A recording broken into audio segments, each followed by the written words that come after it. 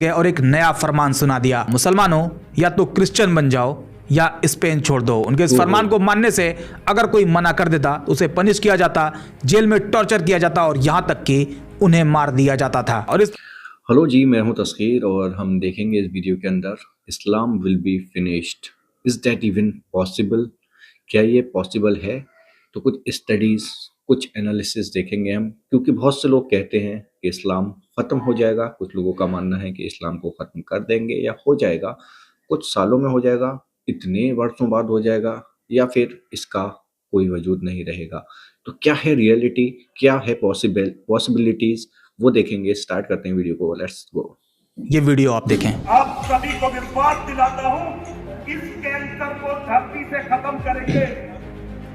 इस्लाम नहीं रहेगा, तो ये बोल रहा है सनातन रहेगा, ना मोहम्मद रहेगा और ना कोई मोहम्मद का नाम लेने वाला रहेगा। इसमें बाबा जी कह रहे हैं इस धरती से इस्लाम को खत्म करेंगे, ना इस्लाम होगा, ना मोहम्मद रहेंगे और ना ही कोई मोहम्मद का नाम लेने वाला रहेगा। अब मैं इसके रियल फैक्ट पे आऊं, उससे पहले आपको एक रियल इंसिडेंट बताता हूं। ये जो इमेज आप देख रहे हो, इसमें दिख रही महिला एक अमेरिकन है और ये एक एक्सपेरिमेंट करती है। इसने एक के बाद एक 26 चर्च में कॉल किया और कहा, मेरा एक बेटा है जो सिर्फ 2 महीने का है, वो कल से कुछ खाया नहीं है, बहुत भूखा है, क्या आप मुझे फॉर्मूला मिल्क दे सकते हैं? बैकग्राउंड में एक रोते हुए बच्चे की आवाज भी लगा दी। आपको जान के हैरानी होगी कि 26 चर्च में कॉल करने के बाद उनमें से 23 ने साफ मना कर दिया। अब औरत अपनी अगली कॉल चर्च के बजाय इस्लामिक सेंटर यानी मस्जिद में करती है। कॉल रिसीव होती है, औरत अपनी वही बात दोहराती है, मेरा 2 महीने का बच्चा है, कल से भूखा है, क्या आप मुझे फॉर्मूला मिल्क दे सकते हैं? सामने से 2 सवाल किया जाता है, आप कहां से हैं और आपको कौन सा दूध चाहिए? ये इस्लाम है, ये प्रॉफेट मोहम्मद का पैगाम है। अगर कोई कहे कि वो इस्लाम को मिटा देगा, कोई मोहम्मद का नाम लेने वाला नहीं रहेगा, तो आपको क्या लगता है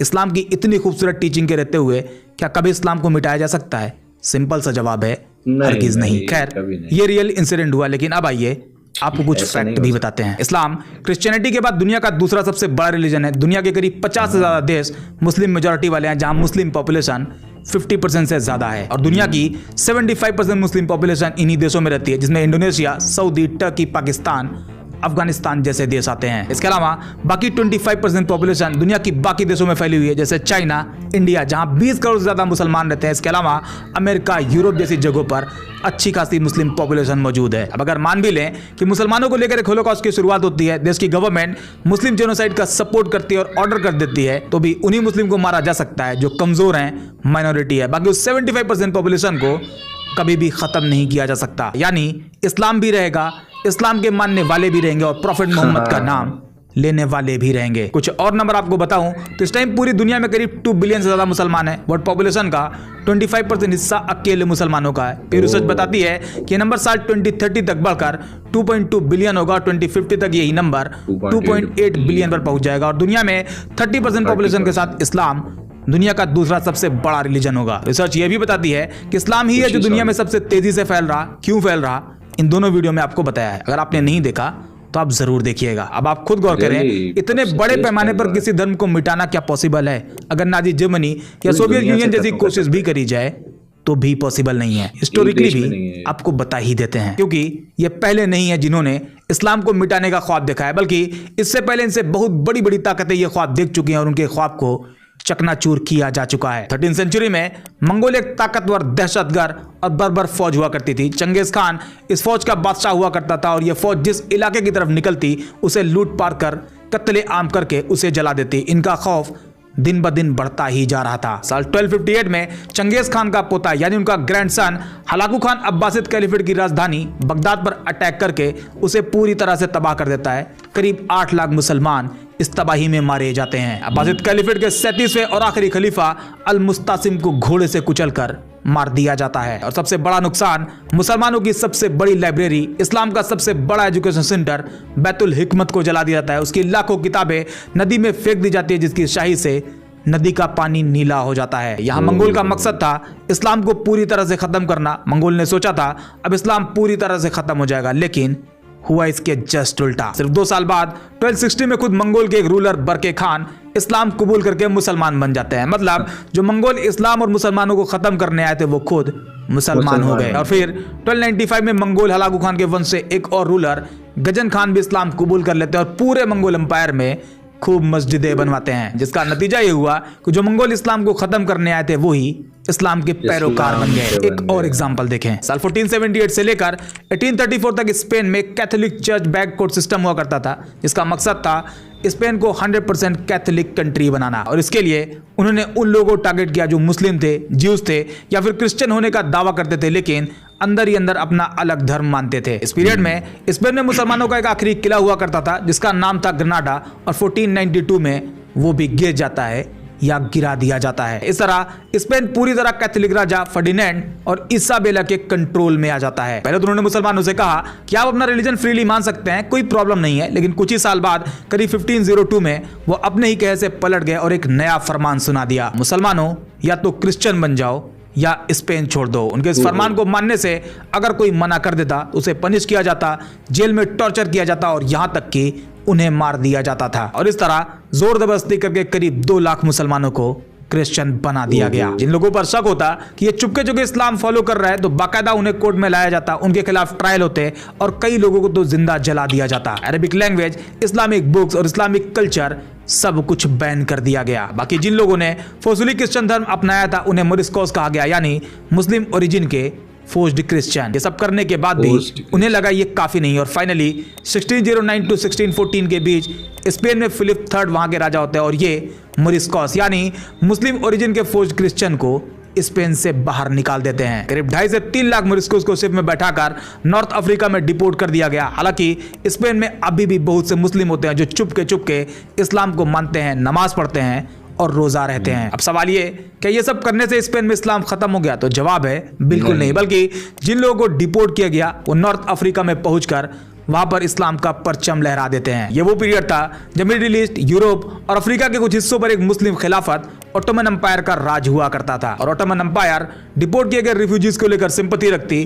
खुद डिपोर्ट किए गए लोगों में कुछ लोगों ने ऑटोमन नेवी ज्वाइन करी और स्पेन के शिप्स को टारगेट करना भी शुरू कर दिया। अब अगर आज की बात करें तो इस टाइम स्पेन में करीब 25 लाख मुस्लिम रहते हैं, जो स्पेन की टोटल पॉपुलेशन के 5 से 6% है। स्पेन में 1000 से ज्यादा मस्जिदें हैं और दिन ब दिन मुस्लिम पॉपुलेशन और इस्लामिक इन्फ्लुएंस स्पेन में तेजी से बढ़ रहा है। और इस तरह स्पेन का 100% कैथोलिक बनने का सपना कभी पूरा ही नहीं हो पाया। कुछ और एग्जांपल देखें। मुस्लिम रूलर के खिलाफ वॉर की एक पूरी सीरीज चली जिसे क्रूसेड्स कहा गया, करीब 200 साल तक, 1095 से लेकर 1291 तक, जिसमें मुसलमानों को खत्म करने की भरपूर कोशिश करी गई। लेकिन इसी सीरीज में 1187 में सलाहुद्दीन अय्यूबी ने मस्जिद अक्सा फतह कर ली और 1291 में क्रूसेड्स का आखिरी किला भी ढा दिया गया। सोवियत एरा में भी करीब 70 साल तक मुसलमानों को टारगेट किया गया, मस्जिदें बंद करी गई। साल 1917 में 25,000 से ज्यादा मस्जिदें हुआ करती थी, जो 1991 आते आते सिर्फ 500 बचती हैं। मौलवी को या तो जेल में डाल दिया गया या फिर उन्हें मार दिया गया। लाखों मौलवी शहीद किए गए, कुरान को बैन किया गया, अरबिक स्कूल, सब कुछ बंद कर दिया गया। लेकिन क्या इतना कुछ करने के बाद सोवियत इस्लाम खत्म हो गया? तो जवाब है बिल्कुल नहीं। सोवियत खत्म हो गया लेकिन इस्लाम खत्म नहीं हुआ, बल्कि और मजबूती के साथ वजूद में आता है। आज रशिया में करीब 26 करोड़ मुस्लिम रहते हैं। रशिया की टोटल पॉपुलेशन का करीब 15% हिस्सा। पॉपुलेशन के हिसाब से ये यूरोप के किसी भी देश की सबसे बड़ी पॉपुलेशन है और रशिया का दूसरा सबसे बड़ा रिलीजन भी है। सिर्फ पुतिन के रूलिंग पीरियड में 7500 मस्जिदें बनाई गई। कई मुस्लिम यूनिवर्सिटी है, Moscow Islamic institute MII, Russian Islamic university Kazan, Dagestan Islamic university जैसी कई यूनिवर्सिटी जिसमें बैचलर, मास्टर और पोस्ट ग्रेजुएट लेवल पर इस्लामिक थियोलॉजी पढ़ाई जाती है। चाइना में भी उइगर मुस्लिम को लेकर इस्लाम और मुसलमानों को टारगेट किया जाता है। इंडिया में भी मुस्लिम पहचान की वजह से लोगों को लिंच किया गया, उन्हें अरेस्ट किया गया, टॉर्चर किया गया, चोरी के शक में मार दिया गया। लेकिन अभी जितने भी एग्जाम्पल आपको बताए उन सभी में वक्ती तौर पर मुसलमानों को जरूर दबाया गया, खत्म करने की कोशिश करी गई, लेकिन बाद में वही मुस्लिम एक नई ताकत के साथ मजबूत होता है और इसके पीछे भी एक स्ट्रॉन्ग रीजन है, इस्लाम की अपनी आइडियोलॉजी। इस्लाम कुरान और प्रॉफिट मोहम्मद के साथ साथ अपने कुछ खास पहलुओं की वजह से मजबूत था, मजबूत है और मजबूत रहेगा। नमाज, रोजा, हज, ज़कात, इस्लाम के ये 4 पिलर आपस में मिलकर एक बैलेंस सोसाइटी बनाते हैं। एक ही सफ में खड़े हो गए महमूद और अयाज, ना कोई बंदा रहा ना कोई बंदा नवाज। इस्लाम का ये एक पॉइंट सोशल इनइक्वालिटी को लगभग खत्म कर देता है और इस्लाम के मजबूत होने की ये एक बड़ी खासियत है। अब हम एक स्टेप और आगे बढ़ते हैं। अभी तक हम हिस्ट्री में हुए इवेंट को देख रहे थे जिसमें इस्लाम को मिटाने की कई बार कोशिश करी गई, लेकिन उसे मिटाया नहीं जा सका। तब ताकत का दौर हुआ करता था, आइडियोलॉजी का दौर हुआ करता था, लेकिन आज कानून का दौर चल रहा। कोई भी हो कानून के दायरे में है, गवर्नमेंट हो, ऑर्गेनाइजेशन हो या फिर इंडिविजुअल, सब के सब कानून के दायरे में है। तो क्यों ना कानून के दायरे में भी देख लिया जाए, क्या कानून की मदद से इस्लाम को खत्म किया जा सकता है। तो सबसे पहले हम वर्ल्ड वाइड देखते हैं। यूनाइटेड नेशन का फाउंडिंग डॉक्यूमेंट है यूएन चार्टर 1945। इसके आर्टिकल 1 सेक्शन 3 और आर्टिकल 55 सेक्शन सी में कहा गया है, यूनाइटेड नेशन का एम है ह्यूमन राइट और फंडामेंटल फ्रीडम को प्रमोट करना बगैर किसी रेस, सेक्स, लैंग्वेज या रिलीजन के भेदभाव के। यानी यूएन की सभी मेंबर कंट्रीज, इंडिया, यूएसए जैसे सभी देश लीगली कमिट करते हैं कि वो अपने सिटीजन को रिलीजियस फ्रीडम देंगे। इसके अलावा एक और इंपॉर्टेंट डॉक्यूमेंट है universal declaration of human right UDHR 1948। इसके आर्टिकल 18 में रिलीजियस फ्रीडम की बात करी गई और बाकायदा हर एक इंसान को यह राइट दिया गया है वो किसी भी धर्म को मान सकता है, उसे बदल सकता है या कोई भी धर्म नहीं मानता। और अगर कोई स्टेट यानी गवर्नमेंट किसी कम्युनिटी को फोर्स करे रिलीजन चेंज करने के लिए या कोई सरकार किसी रिलीजन को मिटाने की कोशिश करे तो वो ह्यूमन राइट वायलेशन माना जाएगा। एक और डॉक्यूमेंट है International Covenant on Civil and Political Right ICCPR 1966। इसके आर्टिकल 18 में भी सेम राइट दिए गए हैं। इसके अलावा यूएन जेनोसाइड कन्वेंशन 1948 के मुताबिक अगर कोई सरकार या ग्रुप किसी रिलीजन, रेस या एथनिक ग्रुप को डिस्ट्रॉय करने की कोशिश करे तो वो जेनोसाइड की कैटेगरी में आएगा। यानी अगर कोई देश ऑफिशियली कहे कि वो इस रिलीजन को खत्म करना चाहती है या खत्म कर देगी तो वो इंटरनेशनल क्राइम माना जाएगा। ये तो इंटरनेशनल लेवल पर कानून है, लेकिन अब चलो मान लेते हैं कि एक टाइम यूएसए यूएन की बात नहीं मानता क्योंकि विश्व गुरु है भाई, तो क्या अमेरिका की मदद से मुसलमानों को खत्म किया जा सकता है, इस्लाम को मिटाया जा सकता है? तो जवाब है बिल्कुल नहीं। अमेरिकन कॉन्स्टिट्यूशन में रिलीजियस फ्रीडम को लेकर फर्स्ट अमेंडमेंट 1791 में कहा गया है, Congress shall make no law respecting and establishment of religion और prohibiting the free exercise thereof. इसमें दो चीजें हैं, first no establishment of religion, सरकार किसी भी धर्म को ऑफिशियल धर्म नहीं बना सकती है, and second free exercise of religion, हर व्यक्ति अपना धर्म फ्रीली प्रैक्टिस कर सकता है। मतलब ये चांस भी नहीं है कि सुपर पावर अमेरिका की मदद से इस्लाम को खत्म किया जाए, कोई ऑप्शन ही नहीं है भाई। अब जहां तक बात इन बाबा जी की है जो दुनिया से इस्लाम को खत्म करना चाहते हैं, ये चाहते हैं कि कोई प्रॉफिट मोहम्मद का नाम लेने वाला ना हो। इनकी ये ख्वाहिश बस ख्वाहिश बनकर रह जाएगी। अभी इन्वायरमेंट ऐसा है जो ये कुछ भी कह रहे हैं और फ्रीली घूम रहे हैं। अगर वाकई इंडियन लॉ के हिसाब से एक्शन लिया जाए तो ऐसे लोग जेल से बाहर नहीं आ पाएंगे, क्योंकि इंडियन कॉन्स्टिट्यूशन में भी right to freedom of religion के प्रावधान मौजूद है, जिसमें article 25 section 1, article 26, article 27 and article 28 में रिलीजियस फ्रीडम की बात कही गई है। ये भी पॉसिबल नहीं है। ये बाबा जी दुनिया तो छोड़ो, इंडिया से भी इस्लाम नहीं मिटा सकते। ये बस पॉलिटिकल बेनिफिट के लिए माहौल बनाते हैं और ऐसा भी नहीं है ये सब ये जानते नहीं है, इन्हें सब पता है। ये बस